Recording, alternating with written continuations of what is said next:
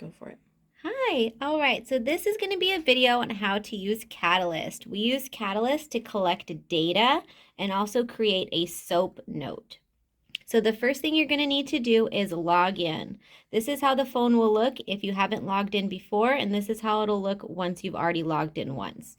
So what you're going to do is enter your username that was given to you.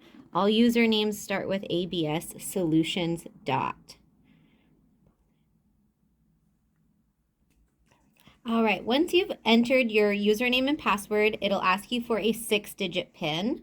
The 6-digit PIN was provided to you during training. Once you've logged in, it'll take you to the student selection area. If you don't have any students available, you're going to click Manage Students and then add the students. All right, so once you've entered your 6-digit PIN, it'll take you to the student selection area. If you already have students available, it'll look like this. If you haven't selected any students, it'll look like this, and you have to click Add Student Profiles. And then you'll see the students that are available to you, and you can just add them like this. Once they've downloaded completely, then you can exit out. All right, so once they've been added, you can go ahead and exit out like this. And then to start looking into a client and start collecting data, you're first going to click on the client's name to enter into their profile. All right, this takes you to the student dashboard. Here in student dashboard, there's a few things that you're going to want to do first before moving on to collect data. Thing you're going to want to do is go into session settings. And you're going to want to turn off this auto advance to next target. Really important because this will make it so the app does not randomly rotate between the goals. And to make it so you don't have to do this more than once, you just click the top that says apply to every session with this student.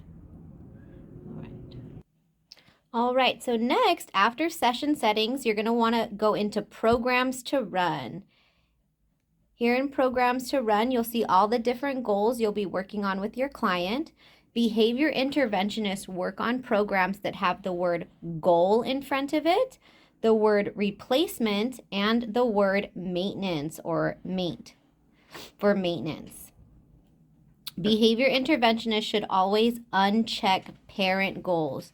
As a behavior interventionist, you do not have to work on parent goals, so you can just uncheck them. Once you've unchecked parent goals, you can go ahead and exit out. And now we're ready to start collecting data. To start collecting data on programs, you're going to click All Targets. Right, this takes you to the page right here where you can start collecting data. Before we start collecting data, however, we're going to take a look at some of our little notes and things like that that you can take a look at. So if you have an Android like this phone over here, you have to move this little arrow out for this list to pop up. If you have an iPhone, the list is already there for you. So the first thing we're going to want to take a look at is your client's report. And to do that, you would go into Documents. And under Documents, and then you're going to click Allow, and then you'll be able to see the documents if you wanted to see them. It'll make you download it if you have a phone like mine, or it'll let you open it up like this. All right, that's if you want to see the client's report or any documents that the BCBA has saved for you. That's under Documents at the very top. All right, so next we're going to take a look on how to see your client's behavior definition. So first, if you have an Android like mine, we're going to go up to the top and we're going to click BX. If you have an iPhone like this one here, you're going to click BX. And you can either select events if you have an Android to see the definitions right here. You can see they're labeled definitions for each behavior. Or if you have an iPhone, you would go either into events. To see the definitions, you just click more, or you could go into rate and then also click more to see the definition of the client's behavior. All right, so next, at the beginning of every session, you're going to want to start your client's behavior timer, and you do that by going up to the top, clicking BX and BX. Now again, if you have an Android, your list is down here on the bottom for the different types of behavior data that you can collect. If you have an iPhone, it's just listed right here for you. The type of behavior data that we are going to collect is rate data. So you're going to click on rate, which is that little person running, and you're going to click rate over here. This takes you to the rate page. And here in the rate page, you're going to start the timer and start the timer. Once the timer is started, you can go ahead and exit out, and you'll notice some new bubbles have popped up at the bottom of your screen. This is how you collect behavior data. If you see one of these behaviors occur during session, you would click on the bubble, making a tally of each time these behaviors occur in session. All right, once the timer is started, you are ready to start working on goals with your client. To switch between different goals, you can click that little arrow out to look at all the goals you want to work on with your client.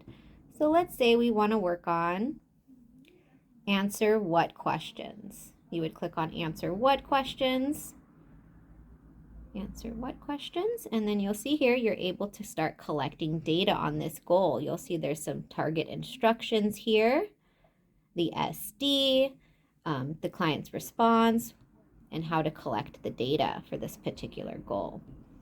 So if a client answers this what question correctly without any assistance, you would click a plus, meaning the client got it correct. If the client answers incorrectly, meaning they got the answer wrong, you would check a minus, meaning they got it incorrect. If the client answered correctly with a prompt, meaning assistance from you, you would select whatever prompt you used. So if you used a full verbal, you would click full verbal. If you used a partial verbal, you would click partial verbal, and that's how you would collect the data. All right, so if a data has been taken incorrectly, it would need to be deleted. If data was taken incorrectly, it would need to be deleted. So let's say I accidentally clicked full physical right here, but I meant to click gesture. I need to delete that data point. So to delete a data point, you're going to go up to the upper right corner. You're going to click the red arrow in the upper right corner and click the red arrow in the upper right corner. Now this is going to look a little different if you have an Android versus an iPhone. So if you see here, I have an Android. So for me to delete or to undo past data, I first click the negative symbol and then click OK. And that's how I do it.